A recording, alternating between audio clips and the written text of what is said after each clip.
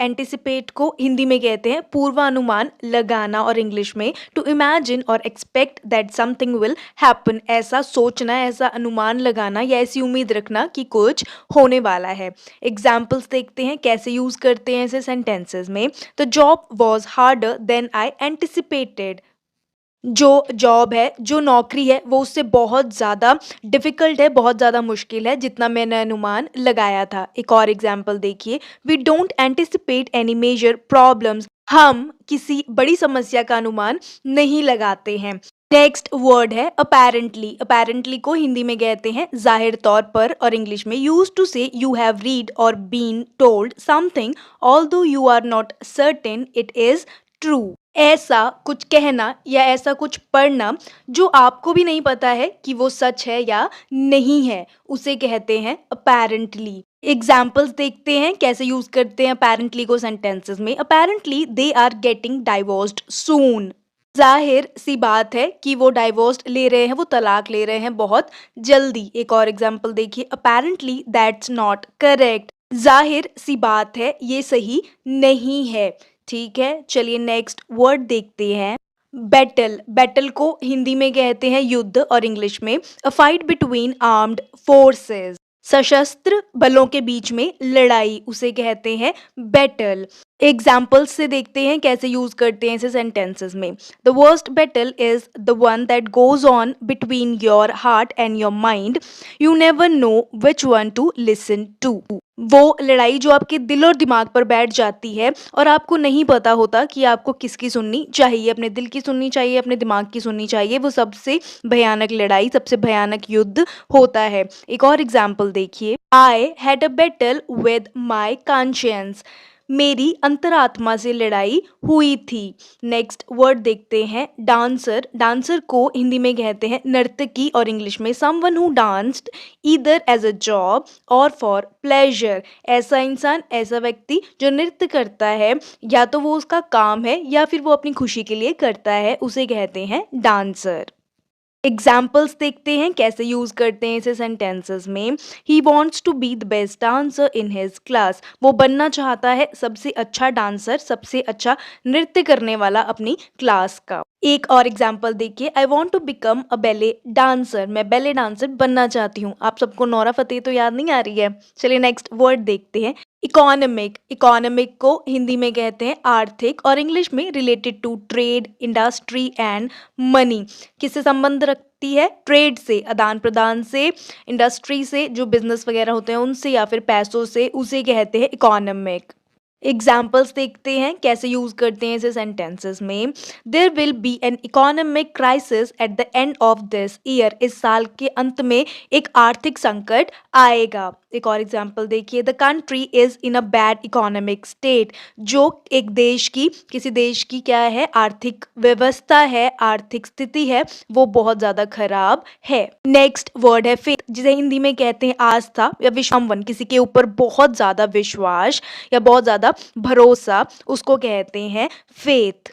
Examples देखते हैं इसे कैसे यूज करते हैं सेंटेंसेस में। Faith is to believe what you do not see, आस्था एक विश्वास है उस चीज पर जो आपने देखा नहीं है। एक और एग्जाम्पल देखिए, I don't have much faith in his ability, मुझे उसकी योग्यता पर कुछ ज्यादा विश्वास नहीं है। नेक्स्ट वर्ड देखते हैं हेल्दी। हेल्दी को हिंदी में कहते हैं स्वस्थ, और इंग्लिश में स्ट्रॉन्ग एंड वेल, जो ताकतवर हो और जो सही हो, स्वस्थ हो, उसे कहते हैं हेल्दी। एग्जाम्पल्स देखते हैं कैसे यूज करते हैं इसे सेंटेंसेस में। Yoga is very healthy for both body and spirit, जो योगा है वो बहुत स्वस्थ है हमारी शरीर के लिए भी और हमारी आत्मा के लिए भी। एक और एग्जाम्पल देखिए, I am now very healthy both physically and mentally, अब मैं बहुत स्वस्थ हूँ दिमागी तौर पर भी और शारीरिक तौर पर भी। नेक्स्ट वर्ड है अगो। अगो को हिंदी में कहते हैं पहले, पूर्व, बीता हुआ। ठीक है, बीता हुआ कल, उसे कहते हैं अगो, और इंग्लिश में back in time from the present, आज जो टाइम है उससे पीछे का टाइम उसे कहते हैं अगो, पहले का टाइम। एग्जाम्पल्स देखते हैं कैसे यूज करते हैं इसे सेंटेंसेस में। Do you remember me, I used to work with you many years ago. क्या तुम मुझे जानते हो, मैं तुम्हें याद हूँ, मैं तुम्हारे साथ काम करता था बहुत पहले, बहुत सालों पहले। एक और एग्जाम्पल देखिए, the first edition was published 10 years ago. इसका पहला पार्ट 10 साल पहले पब्लिश्ड हो गया था। नेक्स्ट वर्ड है अफेंस। अफेंस को हिंदी में कहते हैं अपराध और इंग्लिश में अ इलीगल एक्ट और अ क्राइम। ऐसा काम जो क्या है, कानूनी नहीं है या फिर वो एक अपराध है, उसे कहते हैं अफेंस। एग्जाम्पल्स देखते हैं कैसे यूज होता है ये सेंटेंसेस में। This fashion style may cause offence to some people. ये जो फैशन स्टाइल है ये बहुत लोगों के लिए अपराध भी हो सकता है, मतलब इतना खराब जो फैशन स्टाइल है वो। एक और एग्जाम्पल देखिए, he has been criticised for his serious offence. उसके गंभीर अपराध के लिए उसकी आलोचना की गई है। नेक्स्ट वर्ड देखिए, ट्विस्ट। ट्विस्ट को हिंदी में कहते हैं मोड़ और इंग्लिश में to turn something specially repeatedly or to turn or wrap one thing around another. किसी चीज को मोड़ना, विशेषकर बार बार मोड़ना और किसी चीज को किसी चीज के अंदर बांध देना, उसे कहते हैं ट्विस्ट। एग्जाम्पल्स देखिए कैसे यूज करते हैं हम इस वर्ड को सेंटेंसेस में। आई twisted my ankle while playing football. मैंने अपने पैर को मुड़वा लिया फुटबॉल खेलते टाइम। एक और एग्जाम्पल देखिए, I slipped and twisted my ankle. मैं फिसल गया और जो मेरी एंकल है, जो मेरा पैर है, वो मुड़ गया। नेक्स्ट वर्ड देखते हैं यूथ। यूथ को हिंदी में कहते हैं युवा और इंग्लिश में the period of your life when you are young और the state of being young. ऐसा टाइम पीरियड, ऐसा दौर आपकी जिंदगी का जब आप जवान हैं, आप युवा हैं या आप जवान होने वाले हैं, उसे कहते हैं यूथ, युवा। एग्जाम्पल्स देखते हैं कैसे यूज करते हैं इसे सेंटेंसेस में। The youth had dropped into a dark hole in the floor of the facility. जितना ही युवाओं को सुविधा मिल रही है उतना ही वो एक अंधे कुएं में गिर रहे हैं, मतलब अंधकार की तरफ जा रहे हैं। एक और एग्जाम्पल देखिए, his health which in his youth had been bad improved.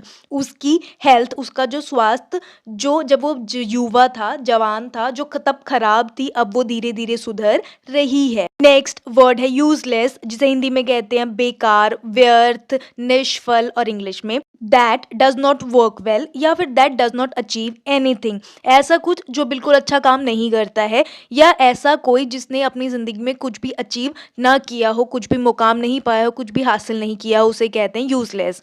Example देखते हैं कैसे यूज करते हैं इसे सेंटेंसेस में।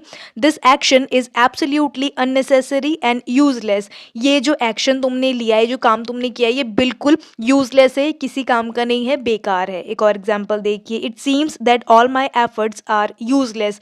मुझे ऐसा दिख रहा है कि जितनी भी एफर्ट मैं लगा रहा हूँ, जितनी भी कोशिश मैं कर रहा हूँ, वो बिल्कुल बेकार है, बिल्कुल व्यर्थ है, उसका मुझे कोई फल नहीं मिल रहा है। ठीक है, चलिए नेक्स्ट वर्ड देखते हैं वर्किंग। वर्किंग को हिंदी में कहते हैं कार्यरत, आप इसे कार्यकारी भी कह सकते हैं, मतलब काम करने वाला। रिलेटेड टू वर्क इसे इंग्लिश में कहते हैं काम से रिलेटेड, काम से संबंधित। एग्जाम्पल देखते हैं कैसे यूज करते हैं हम इसे सेंटेंसेस में। There is a good working relationship between. रिश्ता है उस डिपार्टमेंट में, उस जगह पर वो बहुत अच्छा है। आज का हमारा लास्ट वर्ड है जोन। जोन को हिंदी में कहते हैं क्षेत्र और इंग्लिश में an area, especially one that is different from the areas around it because it has different characteristics और in use for different purposes. ऐसा उसे कहते हैं जोन। एग्जाम्पल्स देखते हैं कैसे यूज करते हैं इसे सेंटेंसेस में। The town council voted to zone the area for industrial use. नगर परिषद ने उस क्षेत्र को किस चीज के लिए मतदान दिया है? औद्योगिक उपयोग के लिए। एक और एग्जाम्पल देखिए, at that point we were out of the danger zone for avalanches. Avalanches किसको कहते हैं? हिमसंकलन को। तो उस टाइम हम उस एरिया से, उस क्षेत्र से दूर थे जहां पे भूसंकलन होने वाला था, जहां पे बर्फ पड़ने वाली थी।